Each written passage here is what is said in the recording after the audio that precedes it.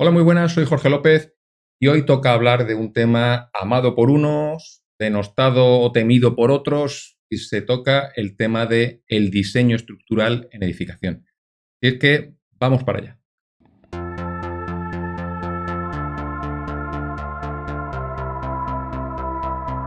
Hoy vamos a hablar de diseño estructural en edificación, pero centrándonos no solamente en forjados o niveles, suelos, llamarlo como queráis. Vamos a tratar en principio de las tipologías de sistemas estructurales unidireccionales, luego hablaremos de las estructuras bidireccionales y por último tendremos un ejemplo de diseño espacial para ver cómo podemos colocar vigas y pilares en un ejercicio que vamos a hacer. Claro, lo primero que os vais a preguntar es ¿qué narices es esto de sistema unidireccional o sistema bidireccional? A pesar de toda la gran cantidad de variaciones y topologías que podemos tener en diseños estructurales, la buena noticia es que desde el punto de vista de cómo trabaja, cómo se comporta estructuralmente un forjado, solamente hay dos tipos: los sistemas unidireccionales y los sistemas bidireccionales, también llamados placas o losas. Y como estáis viendo aquí un poco en los esquemas, está claro el comportamiento de cada uno de ellos. En el primero, en el unidireccional, se trata siempre de barras, elementos lineales que transforman cargas superficiales en cargas lineales. Y de esa manera, esas cargas lineales se transmiten finalmente a los pilares en forma de un axil o un esfuerzo vertical. Sin embargo, en los bidireccionales, las placas, las losas, no está tan claro el comportamiento lineal. Entonces, esa carga superficial, en función de las distintas rigideces, llevarán un axil u otro a los pilares. Es un comportamiento mucho más complejo que el de los sistemas unidireccionales y, por tanto, en principio lo vamos a hablar, pero muy ligeramente. Nos centraremos, por tanto, en sistemas unidireccionales. A grandes rasgos, hablando y ya centrándonos en sistemas unidireccionales, estamos hablando de pórticos. Los pórticos están formados por pilares y vigas, un poco lo que estoy dibujando aquí.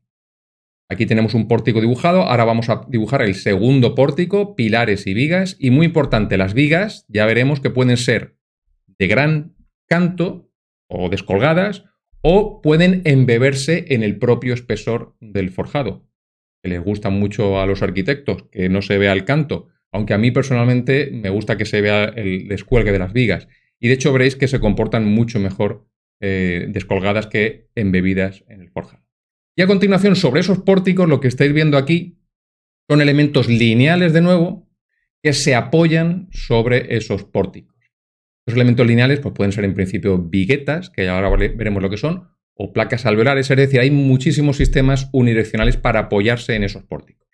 En este caso, los forjados están formados por esos elementos unidireccionales, que pueden ser variados, como os digo, y sobre todo el forjado al final se coloca una pequeña losita muy pequeña de 5 centímetros o 10 como mucho, llamada capa de compresión, que lo que hace es redistribuir la carga superficial, que son kilonewtons partido metro cuadrado, y gracias a ese paño de forjado, a esos elementos unidireccionales, se transforma esa carga superficial en cargas lineales sobre mi pórtico, para yo poder calcular perfectamente mi viga. Si estamos hablando de kilonewton metro cuadrado de carga superficial, ahí será kilonewtons partido, ahí está, me he equivocado, kilonewtons partido metro. ¿Qué carga lineal se lleva? Pues se lleva lo que se denomina el ancho tributario. ¿Qué es el ancho tributario? Pues es la zona de influencia que actúa sobre ese pórtico, sobre esa viga que estamos aquí dibujando.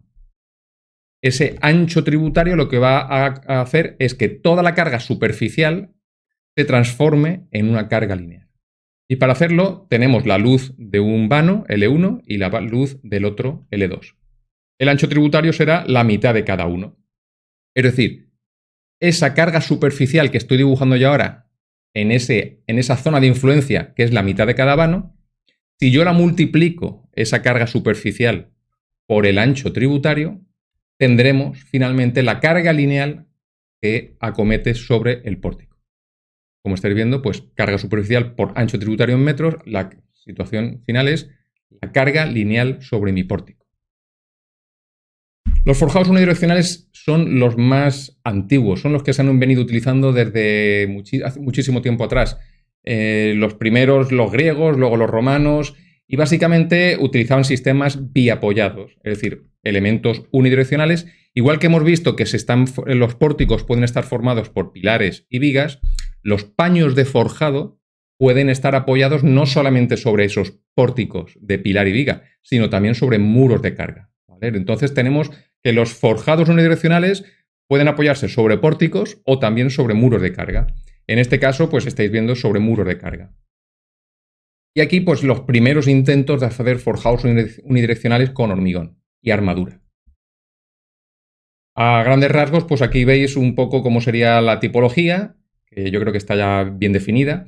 Y lo que sí que me gustaría es que entendierais que los elementos que se apoyan sobre esos pórticos, formados en este caso por pilares y vigas, pueden ser elementos múltiples.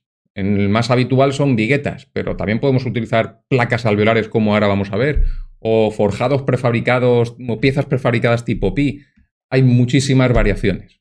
En el caso de que tengamos estos elementos unidireccionales que sean viguetas, las viguetas pueden ser de distintas tipologías, principalmente tres: autoportantes, prefabricadas, semiviguetas o in situ. Aquí veis algunos ejemplos. La que veis abajo pues tiene la parte de abajo prefabricada ya y arriba una celosía, la pretensada en T.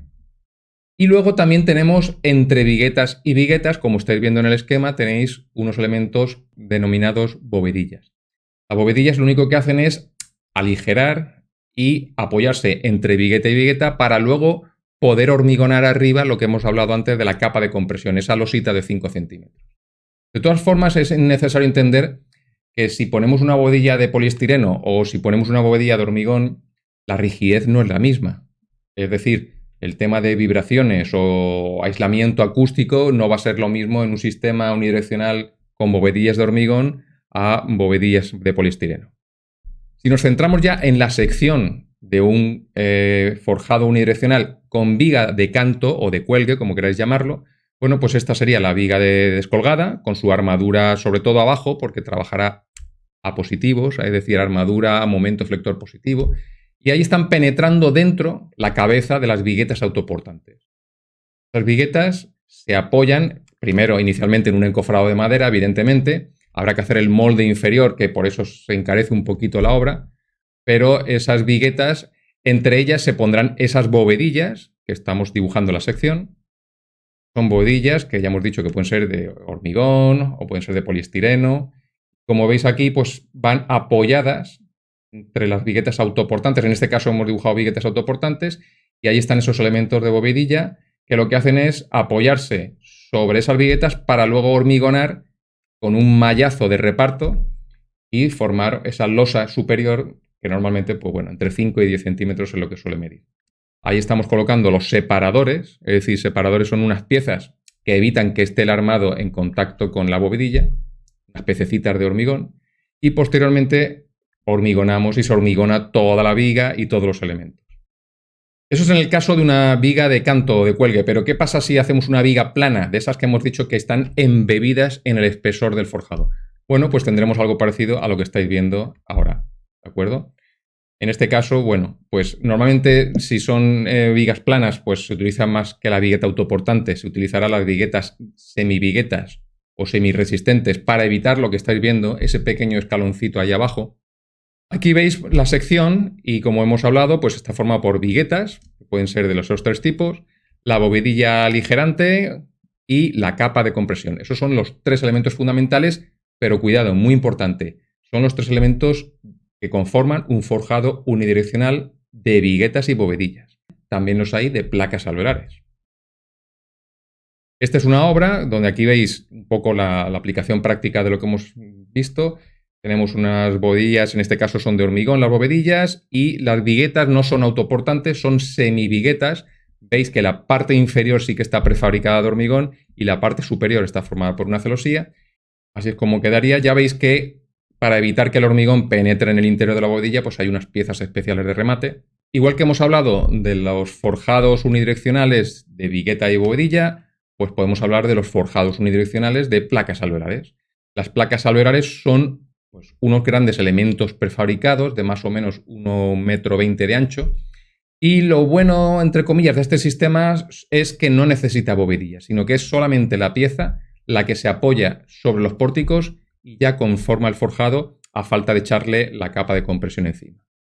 La gran ventaja de las placas alveolares frente a las viguetas, pues que para espesores convencionales, y cuando hablo de espesores convencionales de forjado estoy hablando de 30 centímetros, pues necesitan, por ejemplo, en viguetas alcanzamos 5 metros, 5,5 metros de luz, las viguetas autoportantes, pero si vamos a placas alveolares podemos alcanzar hasta 14 metros de luz. Es decir, en función de la necesidad, y estamos hablando siempre de forjados entre 30 y 35 centímetros de espesor, pues evidentemente con una placa alveolar puedes superar mayor luz que con una vigueta. Aquí veis algunas obras con placas alveolares sobre vigas prefabricadas. Si os dais cuenta, esto sí que es un sistema totalmente prefabricado, tanto los pilares como las vigas y las placas. Y como entenderéis, pues estos sistemas prefabricados se utilizan para aligerar el ritmo de la obra. Aquí veis el detalle de cómo se hacen, claro, en el caso de hacer huecos o cajas de escalera, cómo las hacemos en las placas alveolares si no tenemos la posibilidad de hormigonar in situ, porque aquí estamos hablando casi de todo prefabricado. Bueno, pues esas piezas, esas planchas metálicas donde apoyas el trozo de placa alveolar y luego hormigonas todo. En el caso de las placas alveolares estará formado por esas placas, la losa superior que hemos hablado, la capa de compresión y, muy importante, estos sistemas unidireccionales pueden ser de hormigón, pueden ser de metal o pueden ser incluso combinados, como los que estáis viendo ahí a vuestra derecha. Son pórticos o elementos de vigas metálicas con conectores, que son las barritas que veis sobre la cabeza de las vigas metálicas, y apoyándose las placas alveolares. Por supuesto, todo eso al final pues, se hormigonará y quedará todo perfectamente de una pieza. Igual que tenemos placas alveolares, bueno, pues hay otros sistemas. Tampoco es cuestión de hablar aquí de todos los sistemas unidireccionales que hay, pero lo interesante es que entendáis el funcionamiento, el cómo funcionan. Tenemos pórticos, que son los elementos primarios, vamos a llamarlos elementos primarios estructurales, o bien los pórticos o bien los muros de carga, y a continuación los paños de forjado, ¿vale? Pues aquí veis otro sistema con unas chapas o forjados colaborantes, que son unas chapas de acero galvanizado que se hormigonan y apoyan de nuevo o bien en viguetas metálicas o bien en pórticos metálicos. Aquí se explica perfectamente lo que hemos hablado antes. Es decir, para cubrir un volumen espacial necesitamos inicialmente pilares y vigas, lo que llamamos pórticos. A continuación, si no tenemos pilares o vigas, podemos recurrir, como veis a la derecha, a muros de carga. Y en cualquier caso, sobre esos pórticos o muros de carga vienen nuestros elementos unidireccionales.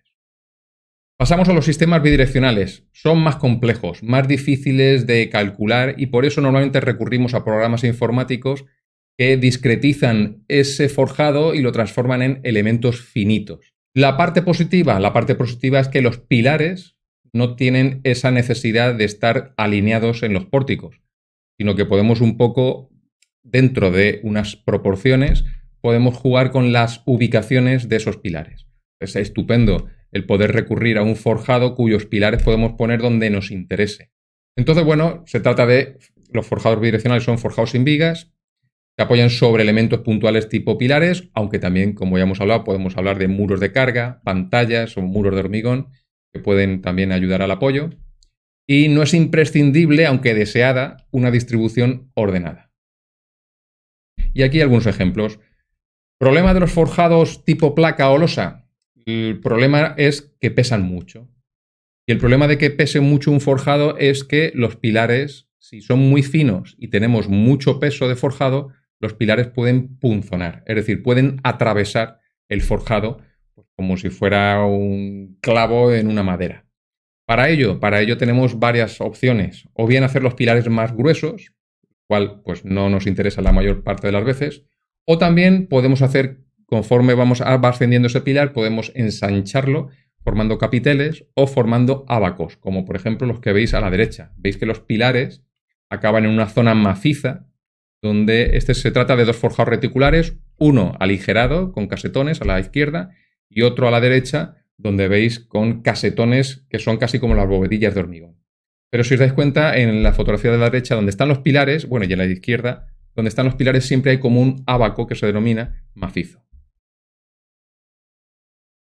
Lo bueno es que las losas porque estamos hablando de forjados bidireccionales que pueden ser también de muchas formas ejecutados. Podemos hablar de forjados reticulares, con casetones recuperables, con casetones in situ, losas post-pesada, que eso ya hablaremos si os interesa en otro capítulo.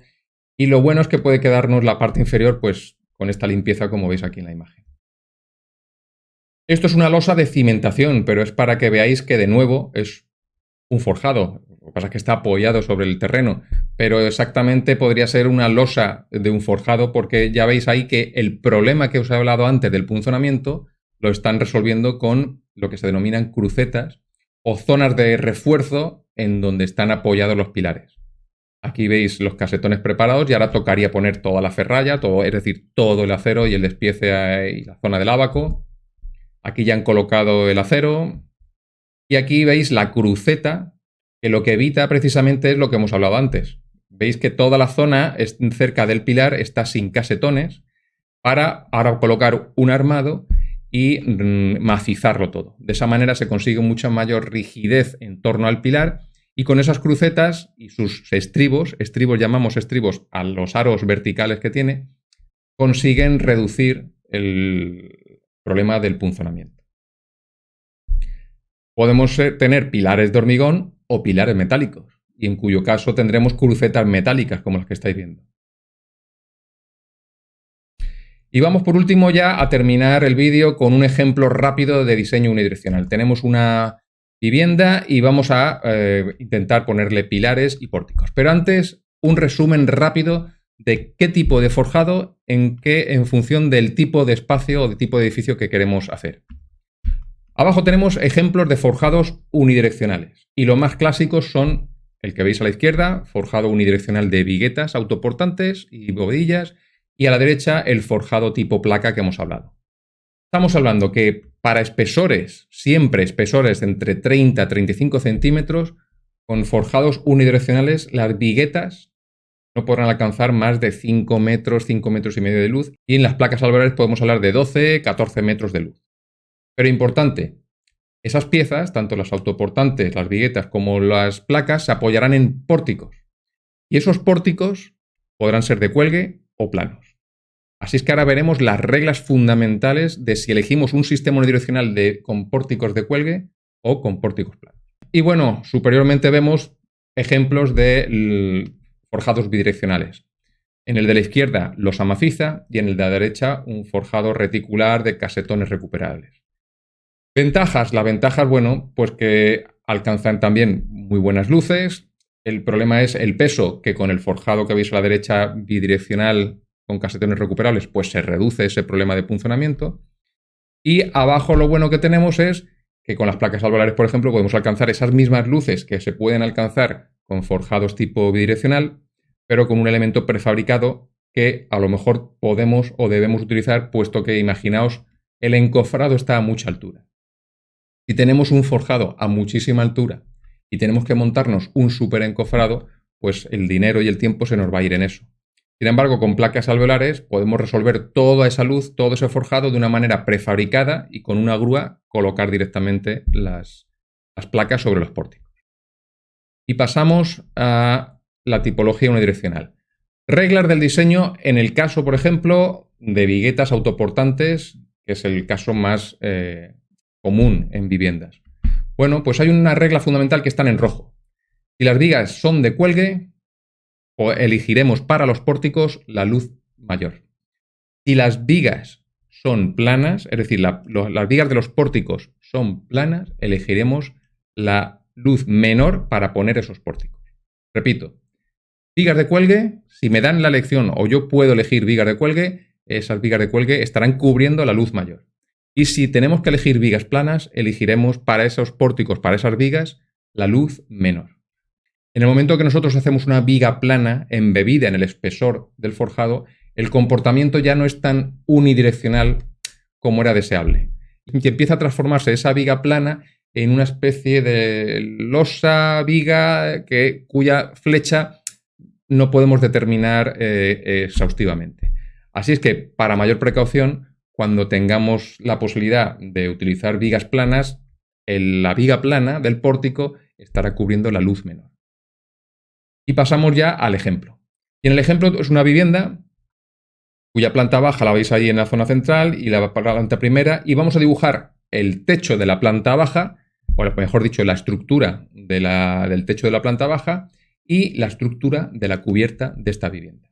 Así es que aquí veis los planos y vamos a empezar a colocar rápidamente los pilares donde me interesan. Y ya vamos viendo que los pórticos van a cubrir, en este caso me dejan, o yo no me importa tener vigas de canto, por lo tanto elegiré la luz mayor de 8,40 metros para colocar mis pórticos. Ahí estoy colocando los pilares y ahora coloco los pórticos de cuelgue.